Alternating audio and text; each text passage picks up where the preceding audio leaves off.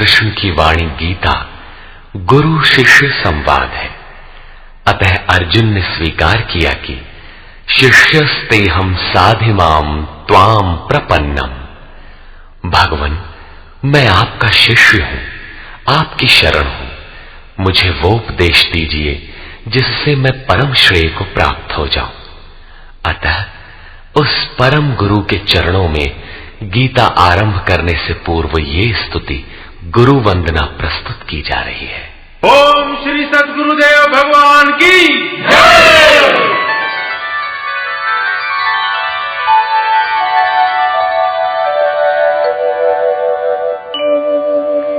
जय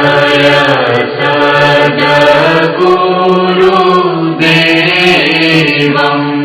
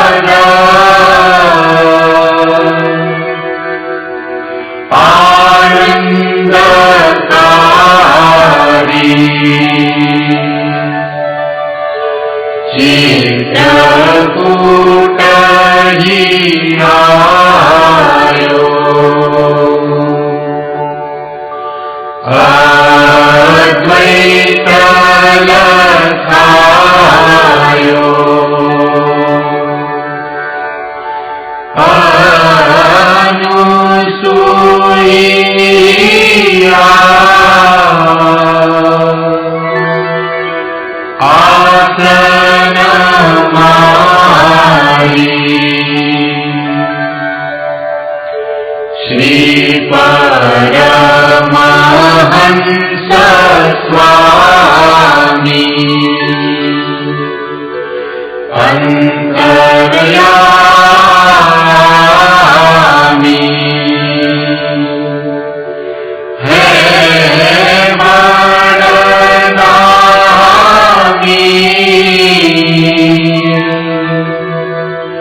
संसारी हंस रहितकारी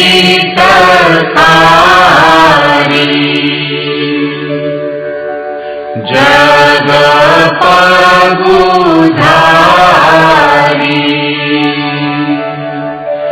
गर्व प्रहारी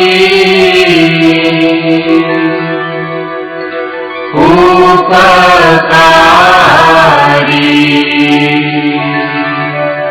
सत पंथ चलायो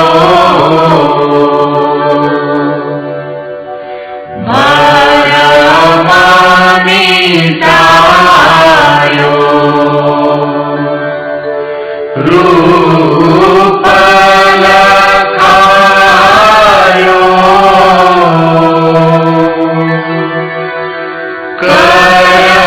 करतारी यह शिष्य है तेरो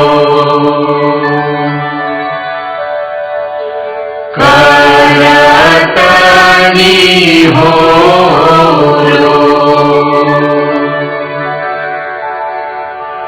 मोह पर हेरो प्राणधारी जय सद्गुरुदेवम् परमानन्दम् अमर शरीरम्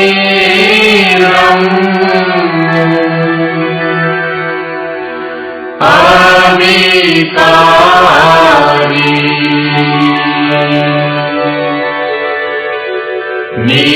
निरगुण निरमूलम्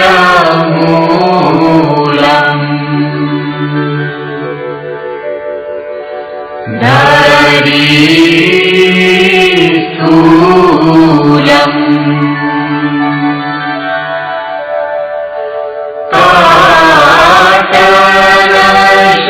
काटलशूलम्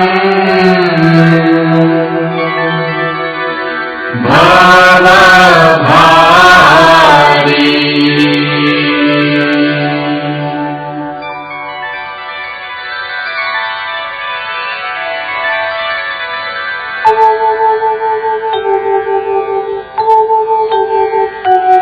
ओम जय गुरुदेव जय गुरुदेव जय गुरुदेव जय गुरुदेव ओम जय गुरुदेव जय गुरुदेव जय गुरुदेव जय गुरुदेव ओम जय गुरुदेव जय गुरुदेव जय गुरुदेव जय गुरुदेव।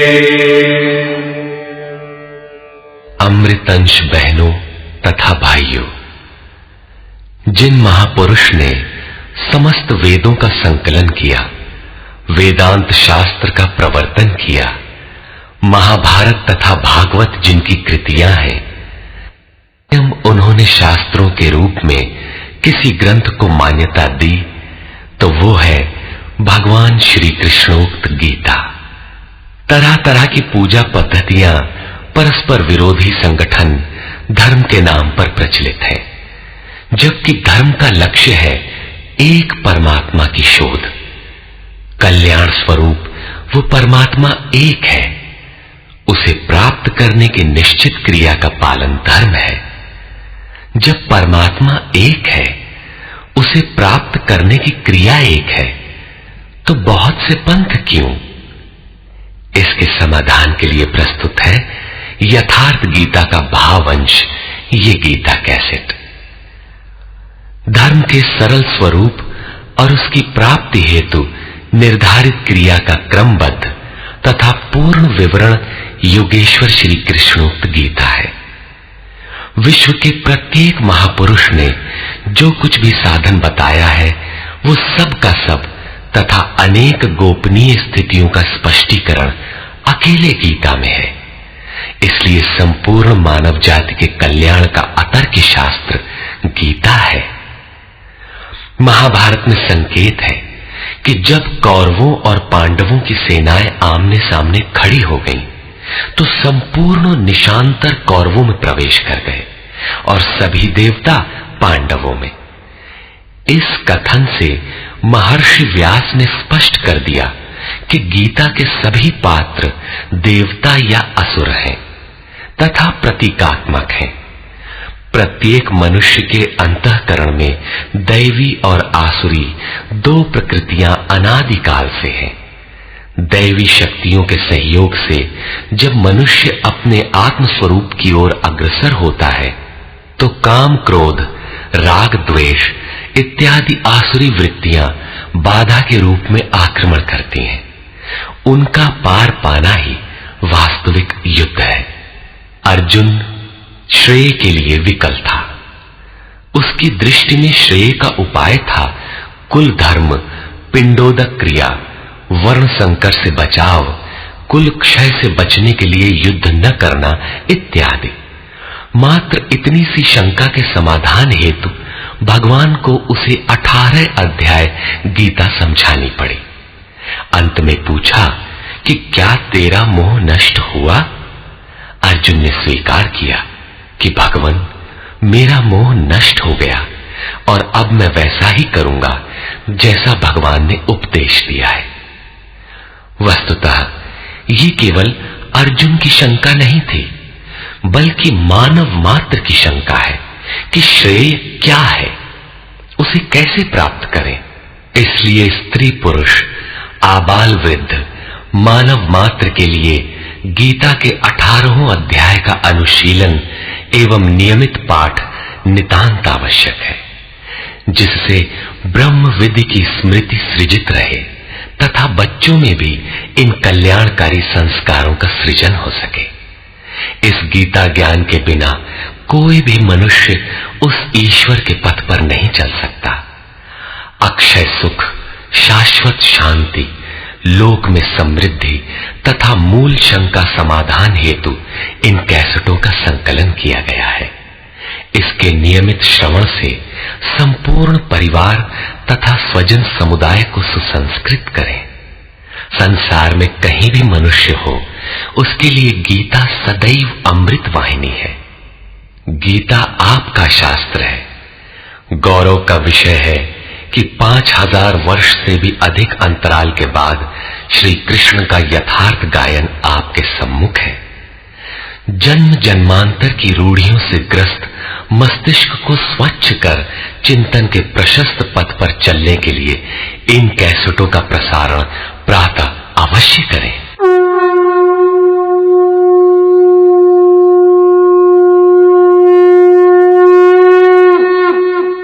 ओम श्री परमात्मने नमः। यथार्थ गीता, श्रीमद् भगवत गीता, अथ प्रथमो अध्यायः।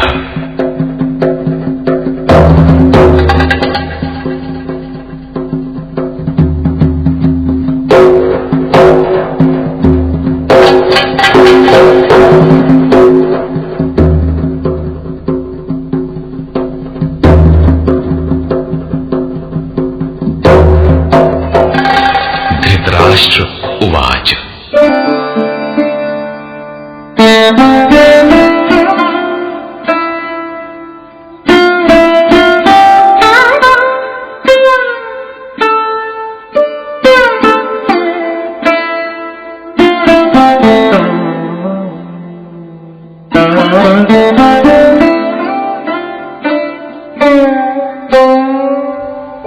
धर्मक्षेत्रे कुरुक्षेत्रे समवेता युयुत्सवः मामकाः पाण्डवाश्चैव किम कुर्वत संजय।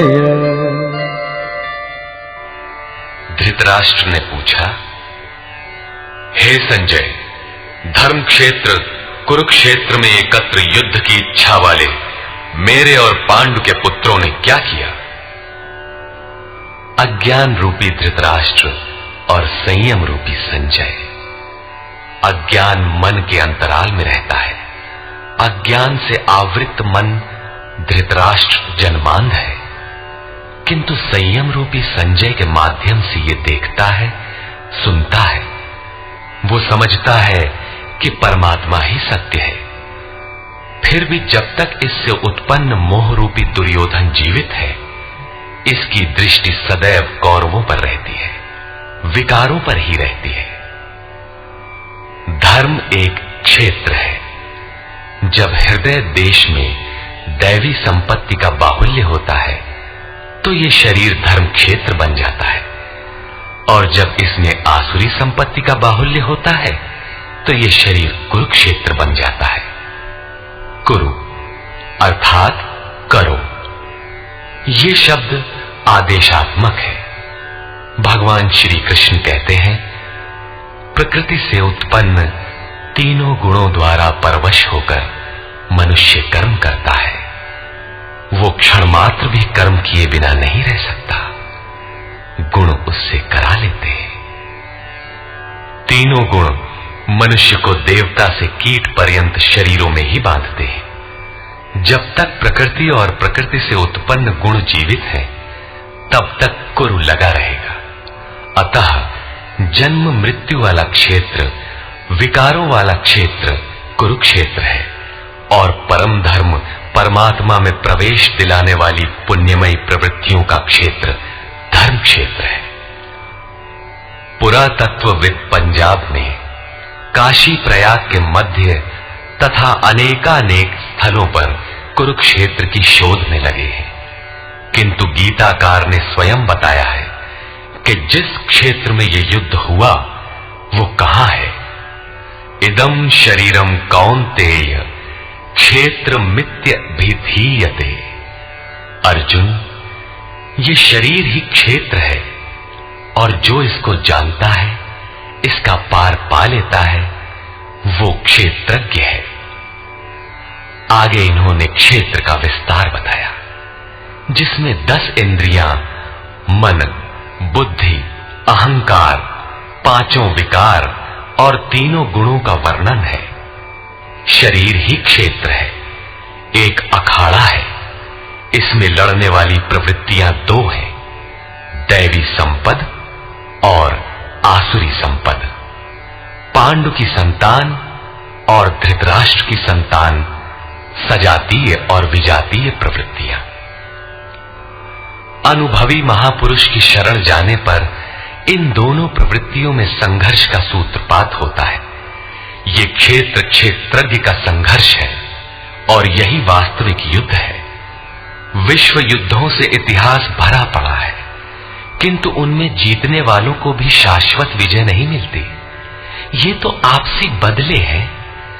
प्रकृति का सर्वथा शमन करके प्रकृति से परे की सत्ता का दिग्दर्शन करना और उसमें प्रवेश पाना ही वास्तविक विजय है।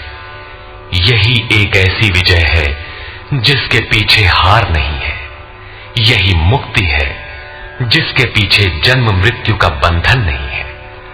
इस प्रकार अज्ञान से आच्छादित प्रत्येक मन संयम के द्वारा जानता है कि क्षेत्र क्षेत्रज्ञ के युद्ध में क्या हुआ। अब जैसा जिसके संयम का उत्थान है, वैसे वैसे उसे दृष्टि आती जाएगी। संजय उवाच।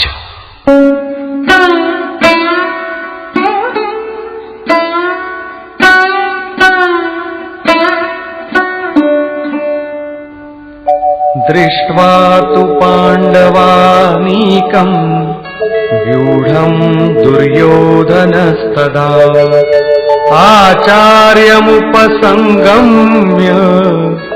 राजा वचनमब्रवीत्।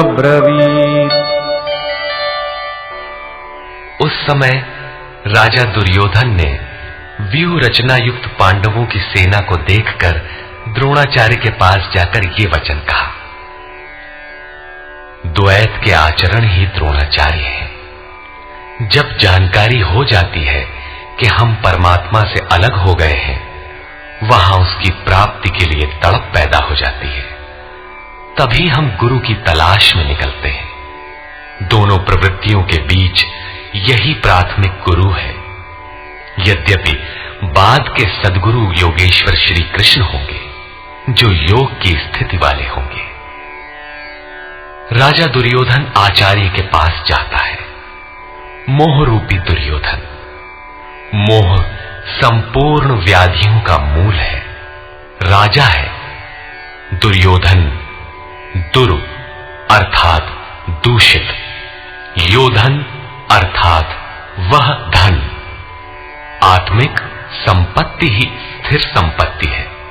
उसमें जो दोष उत्पन्न करता है वो है मोह। ये प्रकृति की ओर खींचता है और वास्तविक जानकारी के लिए प्रेरणा भी प्रदान करता है। मोह है तभी तक पूछने का प्रश्न भी है, अन्यथा सभी पूर्ण ही हैं। अतः व्यूह रचना युक्त पांडवों की सेना को देखकर, अर्थात पुण्य से प्रवाहित सजातीय वृत्तियों को संगठित देखकर, मोह रूपी दुर्योधन ने गुरु द्रोण के पास जाकर यह कहा,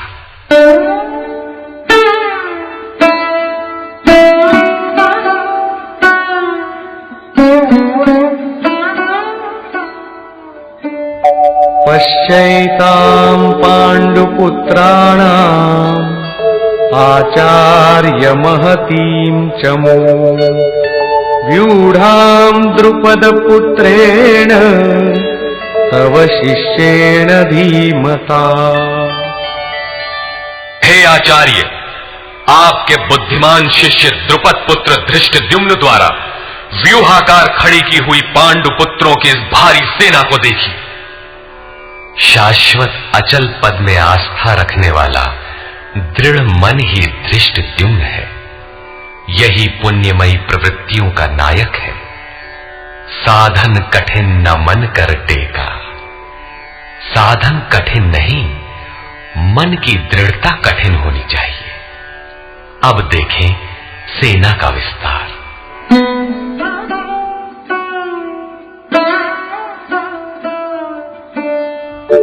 अत्र शूरा महेश्वासा भीमार्जुन समायुधि युयुधानो विराटश्च द्रुपदश्च महारथः। इस सेना में महेश्वासा, महान ईश में वास दिलाने वाले भाव रूपी भीम, अनुराग रूपी अर्जुन के समान बहुत से शूरवीर, जैसे सात्विकता रूपी सात्यकी, विराट सर्वत्र ईश्वरी प्रवाह की धारणा, महारथी राजा द्रुपद अर्थात अचल स्थिति, तथा धृष्टकेतुश्चेकितानः काशीराजश्च वीर्यवान् पुरुजित् कुन्ती भोजश्च शैब्यश्च नरपुंगवः।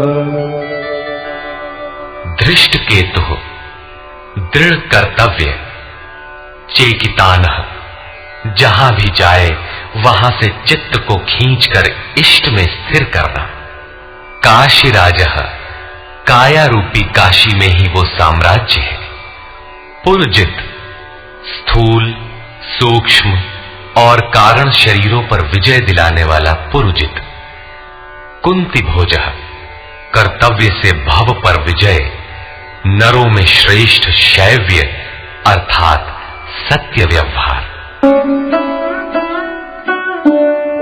युधामन्युश्च विक्रान्तः उत्तमौजाश्च वीर्यवान् सौभद्रो द्रौपदेयाश्च सर्व एव महारथाः।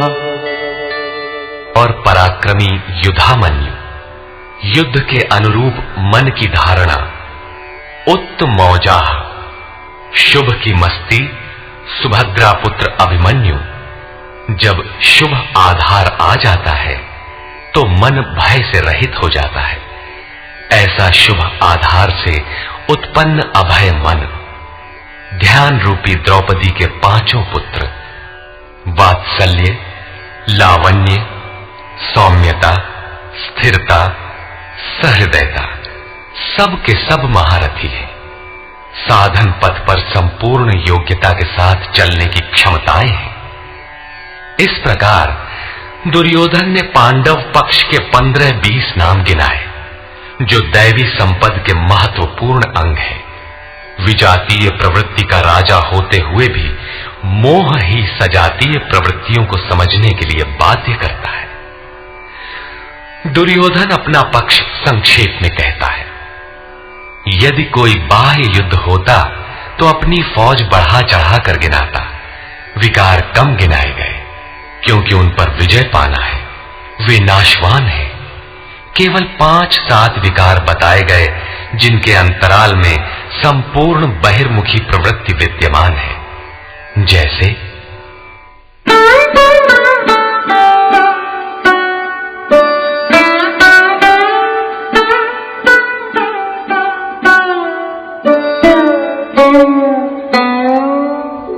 अस्माकं तु विशिष्टाये तान्निबोध द्विजोत्तम, नायका मम सैन्यस्य संज्ञार्थं तान् ब्रवीमि ते।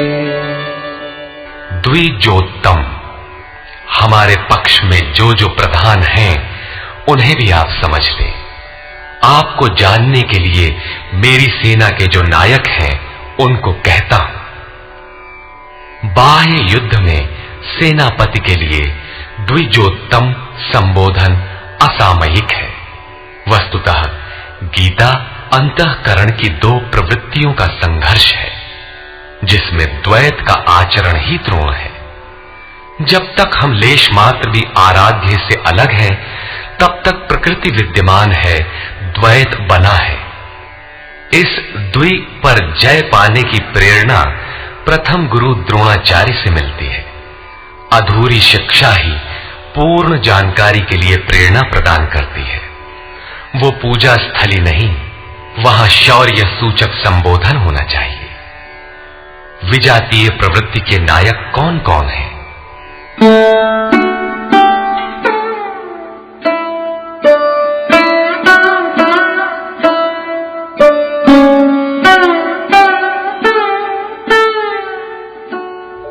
भवान् भीष्मश्च कर्णश्च कृपश्च समितिञ्जयः अश्वत्थामा विकर्णश्च सौमदत्तिस्तथैव च। एक तो स्वयं आप द्वैत के आचरण रूपी द्रोणाचार्य हैं। भ्रम रूपी पितामह भीष्म है। भ्रम इन विकारों का उद्गम है, अंत तक जीवित रहता है, इसलिए पितामह है। समूची सेना मर गई, ये जीवित था। शरशैया पर अचेत था, फिर भी जीवित था। ये है भ्रम रूपी भीष्म। भ्रम अंत तक रहता है। इसी प्रकार विजातीय कर्म रूपी कर्ण तथा संग्राम विजयी कृपाचार्य है। साधनावस्था में साधक द्वारा कृपा का आचरण ही कृपाचार्य है। भगवान कृपाधाम है और प्राप्ति के पश्चात संत का भी वही स्वरूप है। किंतु साधन काल में जब तक हम अलग हैं, परमात्मा अलग है। विजातीय प्रवृत्ति जीवित है, मोहमयी घिराव है। ऐसी परिस्थिति में साधक यदि कृपा का आचरण करता है तो वो नष्ट हो जाता है। सीता ने दया की तो कुछ काल लंका में प्रायश्चित करना पड़ा। विश्वामित्र दयार्द्र हुए, पतित होना पड़ा। योग सूत्रकार महर्षि पतंजलि भी यही कहते हैं, ते समाधा उपसर्गा व्युत्थाने सिद्धयः, व्युत्थान काल में सिद्धियां प्रकट होती हैं, वे वास्तव में सिद्धियां हैं, किंतु कैवल्य प्राप्ति के लिए उतनी ही बड़ी विघ्न है जितने काम, क्रोध, लोभ, मोह इत्यादि। गोस्वामी तुलसीदास का भी यही निर्णय है। माया अनेक विघ्न करती है, रिद्धियां प्रदान करती है, यहां तक कि सिद्ध बना देती है। ऐसी अवस्था वाला साधक बगल से निकल भर जाए, मरणासन रोगी भी जी उठेगा। वो भले ठीक हो जाए, किंतु साधक उसे अपनी देन मान बैठे तो नष्ट हो जाएगा। एक रोगी के स्थान पर हजारों रोगी घेर लेंगे, भजन चिंतन का क्रम अवरुद्ध हो जाएगा और उधर बहकते बहकते प्रकृति का बाहुल्य हो जाएगा। यदि लक्ष्य दूर है और साधक कृपा करता है, तो कृपा का अकेला आचरण ही समितिंजय समूची सेना को जीत लेगा। इसलिए साधक को पूर्ति पर्यंत इससे सतर्क रहना चाहिए। दया बिनु संत कसाई, दया करी तो आफत आई। लेकिन अधूरी अवस्था में यह विजातीय प्रवृत्ति का दुर्धर्ष योद्धा है। इसी प्रकार आसक्ति रूपी अश्वत्थामा, विकल्प रूपी विकर्ण और भ्रममयी श्वास ही भूरिश्रवा